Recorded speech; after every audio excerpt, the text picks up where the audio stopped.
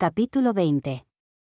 41. Antójaseme haber hablado ya bastante contra los que combaten la gracia de Dios, que no anula la humana voluntad, sino que de mala la hace buena y luego le ayuda. Mejor dicho, más bien que yo, ha sido la misma Sagrada Escritura la que ha departido elocuentísimos testimonios de verdad con vosotros.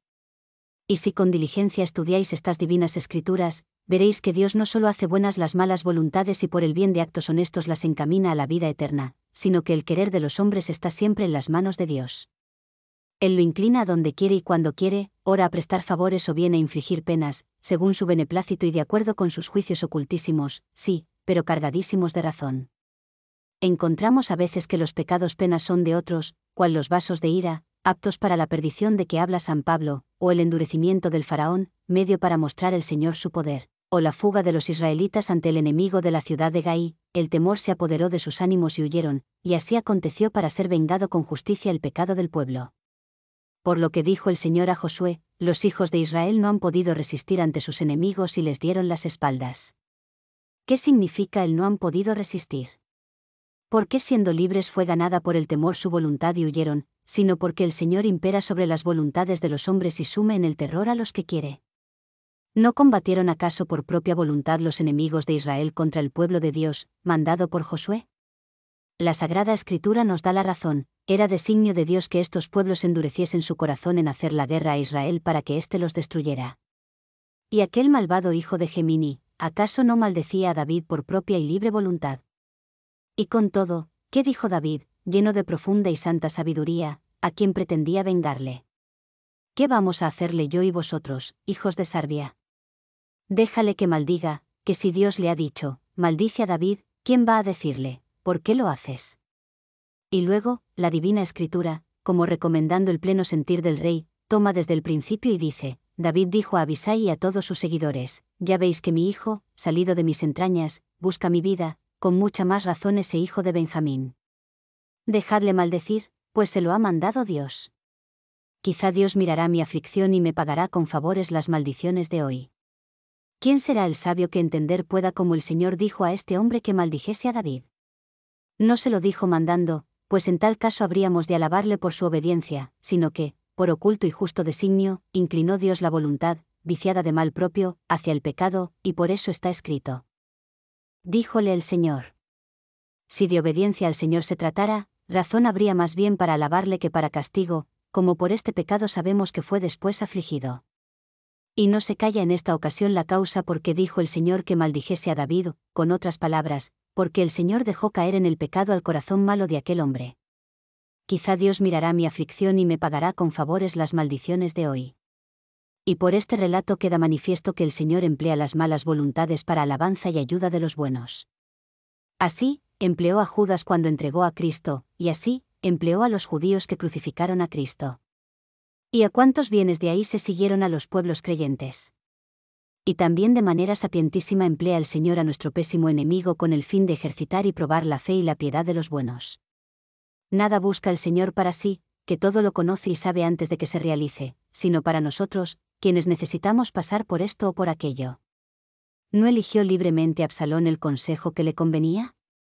Y con todo, así lo hizo, porque el Señor había oído la oración de su padre, por lo cual dice la Escritura, porque había dispuesto Dios frustrar el acertado consejo de Agitofel para traer Dios el mal sobre Absalón. Dijo acertado porque en aquel momento aprovechaba a su causa, que era terminar con su padre, ya que contra él se había rebelado, y por cierto que lo lograra si el Señor, obrando en el corazón de Absalón, no hubiese disipado el buen consejo de Agitofel, de manera que Absalón lo desechó y eligió lo que de ningún modo le convenía. Capítulo 21. 42. ¿Quién, pues, no temblará ante estos juicios divinos, por los que Dios obra en el corazón de los malos lo que quiere, dando a cada uno según sus méritos? Roboán, hijo de Salomón, despreció el consejo saludable de los ancianos, en no tratar con dureza al pueblo, y asintió al de los jóvenes, respondiendo con amenazas a quienes dulzura debía. Y no obró con entera libertad. Mas por esto se le apartaron 10 de las tribus, que tomaron por rey a Jeroboán, cumpliéndose de este modo la voluntad de Dios airado, que así lo había predicho. ¿Qué dice la Escritura? Desoyó, pues, el rey al pueblo, porque así lo dispuso el Señor, para cumplir la palabra que él había dicho por medio de Agías de Silo a Jeroboán, hijo de Nabat. Cumplióse esto por voluntad del hombre, mas fue disposición de Dios. Leed el libro de los Paralipómenos. Despertó entonces Dios contra Jorán el espíritu de los filisteos y de los árabes, que habitan cerca de los etíopes, los cuales subieron contra Judá, invadieron la tierra y pillaron toda la hacienda que hallaron de la casa del rey. Descúbrese en tales palabras que el Señor suscita enemigos que talen los países dignos de tal pena.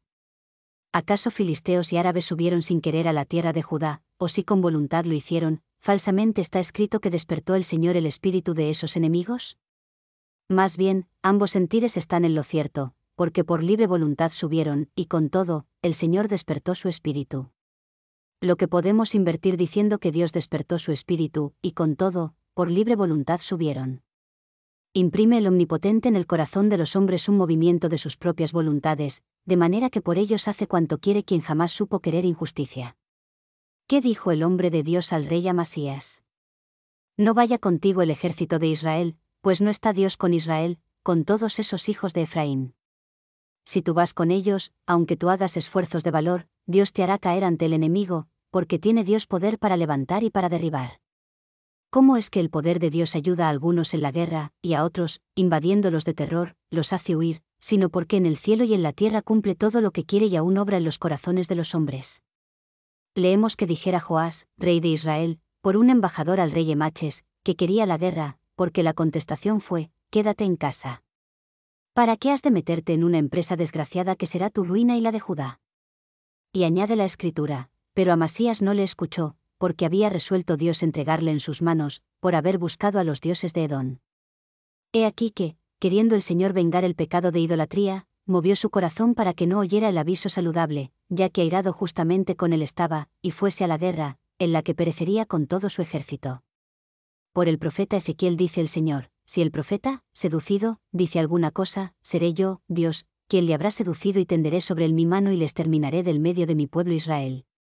Cuenta la Sagrada Escritura que Ester fue una joven del pueblo de Israel que el extranjero rey Asuero tomó por esposa en la tierra de la cautividad. Dio el rey orden de exterminar todo el pueblo de Israel, y teniendo que interceder la joven reina por su pueblo ante el rey, que ni la había llamado ni dado permiso, Ester oró al Señor. Y ved que dice la Escritura: levantando el rostro radiante de majestad, en el colmo de su ira, dirigió su mirada, y al punto la reina se desmayó, y demudado el rostro, se dejó caer sobre la sierva que la acompañaba. Pero mudó Dios el espíritu del rey en mansedumbre. Dícese en los proverbios de Salomón: el corazón del rey es arroyo de aguas en manos de Dios y él las dirige donde le place. Y en el Salmo 104 leemos lo que el Señor mandó a los egipcios: que se volviese el ánimo de estos para odiar a su pueblo y para vejar dolosamente a sus siervos. Y si miramos las cartas apostólicas, vemos que San Pablo, escribiendo a los romanos, dice: por eso los entregó Dios a los deseos de su corazón, a la impureza. Unas líneas más abajo: por lo cual los entregó Dios a las pasiones vergonzosas. Y como no procuraron conocer a Dios, Dios los entregó a su réprobo sentir, que los lleva a cometer torpezas. El mismo apóstol, en la segunda carta que escribió a los fieles de Tesalónica, dice de algunos: porque no recibieron el amor de la verdad para ser salvos, Dios les envía un poder engañoso para que crean en la mentira y sean condenados cuantos, no creyendo en la verdad, se complacen en la iniquidad. 43. Con estos testimonios divinos y otros semejantes que sería largo enumerar ha quedado bien patente, a mi entender, que Dios obra en el corazón de los hombres con el fin de inclinar las voluntades humanas donde Él quisiere, ya con misericordia hacia el bien, ya de acuerdo con sus méritos hacia el mal, en virtud siempre de su designio, a veces claro, otras oculto, pero sin remisión justo. Indeleblemente grabado en vuestro corazón debéis tener que en Dios no hay injusticia. Y por eso, cuando leéis en los libros sagrados que Dios seduce a los hombres o que endurece o embota sus corazones, estad seguros que sus méritos malos han sido la causa de todo cuanto padecen, y por cierto con razón. Y no incurráis nunca en aquello que reprueban los proverbios de Salomón: la necedad del hombre tuerce sus caminos y luego echa la culpa a Dios. La gracia, en cambio, no se da según los méritos, puesto que en caso contrario la gracia ya no sería gracia. Llámase de hecho gracia porque se da gratis. Si tan poderoso es Dios que puede obrar por los ángeles buenos o malos, o por cualquier otro medio, en el corazón de los malos según sus méritos, teniendo presente que la malicia de estos no es hechura de Dios, sino procedente del pecado original o de la propia voluntad, nos maravillaremos que por el Espíritu Santo obre el bien en el corazón de sus elegidos. ¿Quién de corazones malos los hizo buenos? Capítulo 22. 44. Supongan precedentes para ser justificados por la gracia de Dios cuantos méritos buenos quieran, sin percatarse que así niegan la gracia de Dios, pero supónganlos para las personas mayores, porque en cuanto a los niños, los pelagianos no saben qué responder, toda vez que éstos carecen del mérito de una voluntad precedente, y además, cuando son bautizados, parecen resistirse con lágrimas a recibir los divinos sacramentos, lo que como grave pecado contra la piedad se les imputaría si gozasen del libre albedrío. Y con todo y resistiéndose, la gracia de Dios se les confiere sin que preceda ningún mérito bueno, pues en caso contrario, la gracia ya no sería gracia. Y a veces das la gracia a hijos de infieles cuando, por una oculta providencia de Dios, caen en manos de fieles cristianos, otras quedanse sin ella los hijos de los fieles, por surgir un obstáculo y no haber quien venga en su ayuda. Acontece todo esto por una secreta providencia de Dios, cuyos juicios son insondables e inescrutables sus caminos, como dijo el apóstol. Mas para que veáis la razón de estas palabras, reparad en lo que venía diciendo, trataba de los judíos y de los gentiles y escribía a los romanos, pues así como vosotros algún tiempo fuisteis desobedientes a Dios, pero ahora habéis alcanzado misericordia por su desobediencia, así también ellos, que ahora se niegan a obedecer para dar lugar a la misericordia a vosotros concedida, alcanzarán a su vez misericordia, pues Dios nos encerró a todos en la desobediencia para tener de todos misericordia. Y al reparar en sus palabras, admirando la certísima verdad de su sentir, más también su gran profundidad, pues concluye que Dios a todos nos encerró en la infidelidad para de todos compadecerse, como haciendo el mal para lograr el bien, exclama y dice: «Oh profundidad de la riqueza, de la sabiduría y de la ciencia de Dios! Cuán insondables son sus juicios y cuán inescrutables sus caminos». Y no pensando ni en estos juicios ni en estos caminos, los hombres perversos, siempre prontos al vituperio cuanto tardos a entender, achacaban al apóstol aquello de, hagamos el mal para que venga el bien. Lo que no puede estar más lejos del sentir del apóstol, más tal entendían los torpes cuando el apóstol escribía, se introdujo la ley para que abundase el pecado, pero donde abundó el pecado sobreabundó la gracia. La gracia hace que los que mal obraban hagan el bien, no que perseveren en el mal y crean por ello recibir el bien. No deben, pues, decir, hagamos el mal para que venga el bien, sino, hicimos el mal y nos vino el bien, razones que por eso hagamos el bien, para que en la vida futura recibamos bien por bien quienes en esta recibimos bien por mal. Por eso está escrito en el Salmo: quiero cantarte misericordia y justicia, porque antes no vino el Hijo del Hombre al mundo para juzgarle, sino para salvarle, y esto por misericordia, después, en cambio, vendrá para juzgar a los vivos y a los muertos, bien que nadie se salve sin ser juzgado secretamente. Por lo que se escribió: yo he venido al mundo por un juicio, para que los que no ven, vean, y los que ven, se vuelvan ciegos. Capítulo 23. 45. Reducid siempre a los secretos juicios de Dios cuanto referirse pueda al mal hereditario que los niños al nacer traen de Adán, como el que éste sea bautizado y aquel muera sin el bautismo, igual que conservar en la vida al bautizado que Dios sabe ha de ser un impío y que el otro, bautizado también, se lo lleva Dios de esta vida para que la maldad no pervirtiese su inteligencia y el engaño no extraviase su alma. Y no llaméis a Dios injusto ni ignorante, porque en él está la fuente de la sabiduría y justicia. Más bien, como al principio de este libro os he exhortado, sentid la vocación a la que habéis llegado, pues Dios os lo revelará, si no en esta vida, ciertamente en la otra, porque nada hay oculto que no se venga a descubrir. Cuando, pues, oigáis que dice el Señor, yo, el Señor, seduje a aquel profeta, y lo que dice el apóstol, tiene misericordia de quien quiere y a quien quiere le endurece, entended en el permitir que aquel sea seducido o endurecido, entended, digo, sus méritos malos, como en el compadecerse del otro entender debéis la gracia de Dios, que no vuelve mal por mal, sino bien por mal, y esto confesadlo fiel e indubitablemente. Y no creáis a Faraón sin libre voluntad porque en muchos lugares de la Sagrada Escritura leáis, yo endurecí a Faraón, o endurecí o endureceré el corazón de Faraón. De hecho, el corazón de Faraón se endureció, porque así lo dice la Escritura al contar que desapareció de los egipcios el tábano, pero el Faraón endureció su corazón también esta vez y no dejó salir al pueblo.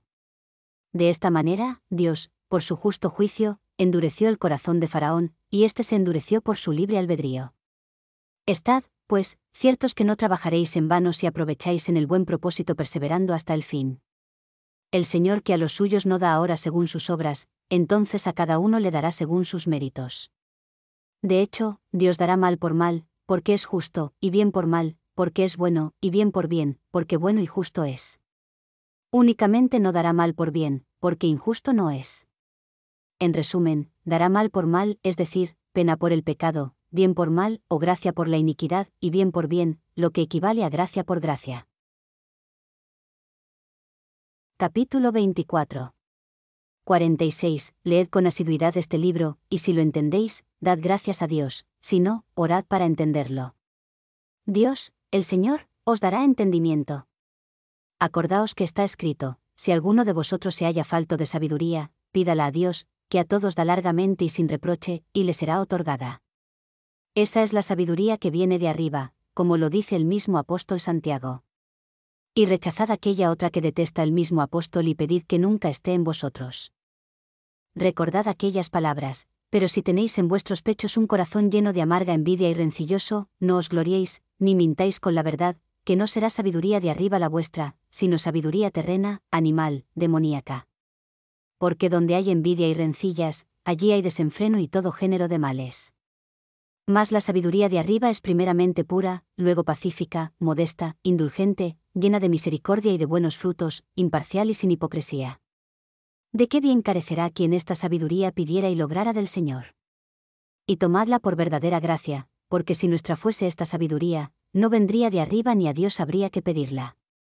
Hermanos, rogad también por mí, para que vivamos sobria, justa y piadosamente en este siglo, con la bienaventurada esperanza en la venida gloriosa del gran Dios y de nuestro Salvador, Cristo Jesús, a quien se debe honor y gloria y reino con el Padre y el Espíritu Santo por los siglos de los siglos. Amén.